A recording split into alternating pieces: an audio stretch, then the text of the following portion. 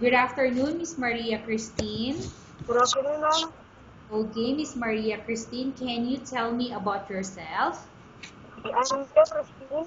I'm 26 years old and I live in the city here in the Philippines. Okay, I have few questions for you to answer, so let's start. Why do you want to work as a maid? Because I want to help my family, especially my auntie, ma'am.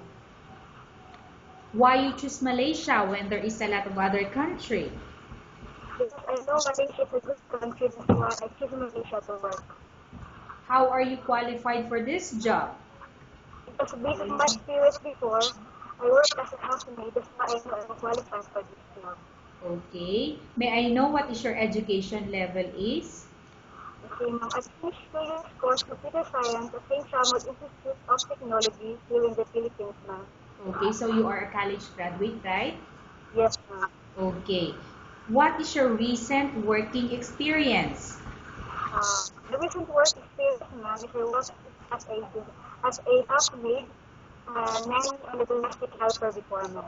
Okay, so domestic helper, this one is your latest one, right? Yes, ma'am. Okay. Have you worked abroad before? Yes, I worked before in UAE, in Abu Dhabi, and I finished my 2 years contract there, ma'am. Okay. Do you have experience of taking care of baby? Yes, ma'am, I have experience of taking care of baby age. I have experience of taking care of children age 8, 10, and 11, ma'am. Okay. And whose children you are taking care of?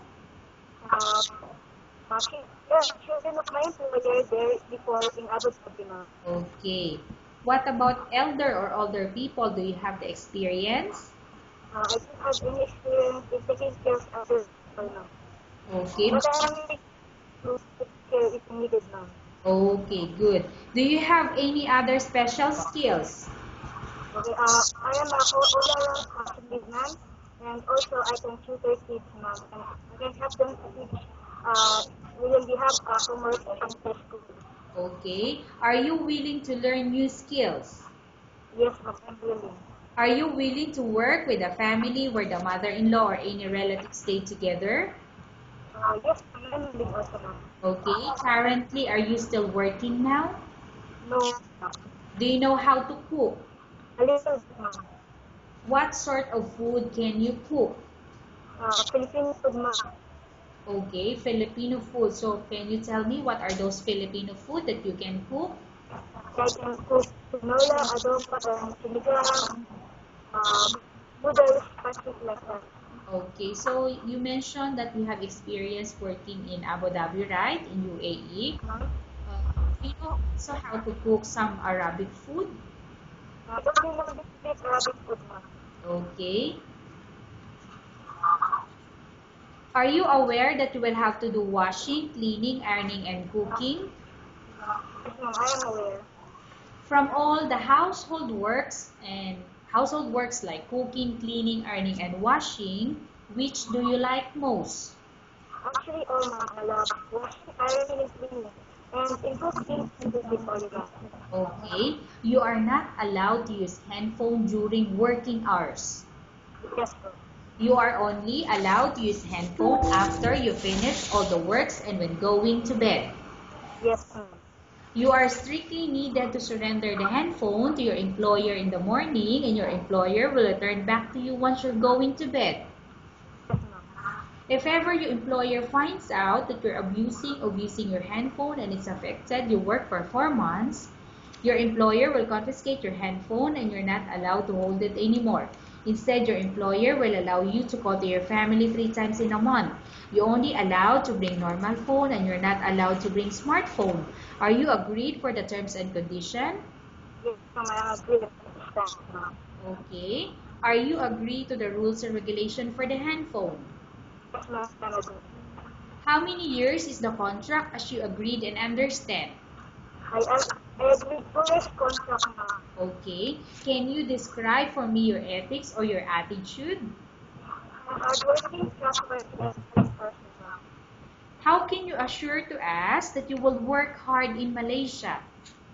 Because before the past job before finish my 2 years contract in Abu Dhabi, So I can finish also my contract and I can finish my contract in Malaysia also.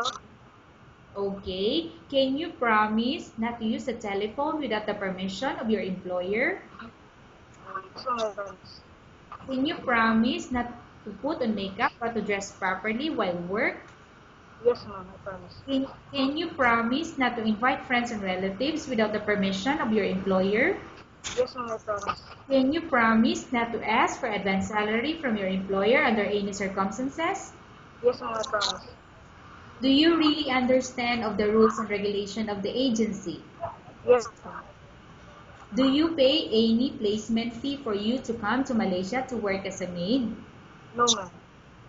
Do you have any history of sickness, example breast cancer or any other illness? No, ma'am. Do you suffer from any skin diseases, allergy or physical defect? No, ma'am. Have you suffered from any serious illness? No, ma'am. Do you smoke? No, ma'am. Have you undergone any operation or surgery? No, ma'am. Are you medically fit? Yes, ma'am. Are you in any medication? No, ma'am.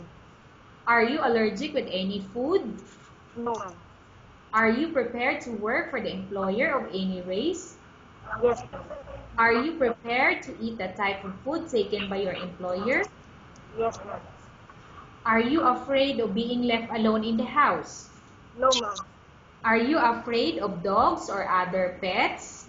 Not really, ma'am. Can you promise to work according to instruction from your employer? Yes, ma'am. Do you have any immediate family working in Malaysia? No, ma'am. Okay, Miss Maria Christine, we have finished our question section. Let's go to case study. I have a case study for you and I want you to answer me truthfully. Upon arrival in Malaysia within 6 months, if ever any of your family members pass away, what will you do? Will you continue to work till finish your contract or you will go back? Okay, ma'am. In that situation, it will depend to my employer if he will going to give me 1 week vacation to come back here to the Philippines to see our loved ones to pass away. But if my employer is not going to allow me to go back here in the Philippines, it's not a problem to me. Instead of going to stay and see my employer. Okay. Tell us about yourself and why do you want to work in Malaysia as domestic helper? Okay, I am Maria Cristina Morton. I am a hardworking person and I am willing to work hard in Malaysia. Okay, Miss Maria Christine, what do you want to tell your employer who watching your video? Okay, ma'am. To my employer, ma'am, sir, thank you for watching and listening to my video interview. I hope that you like it and choose me to be a part of your family. And I wish that you will give your full trust to me to take care of you, your family, your kids, your home, and your everything. Thank you very much. Okay, thank you very much, Miss Maria Christine. We will update to your agency if there's any selection made by the employer.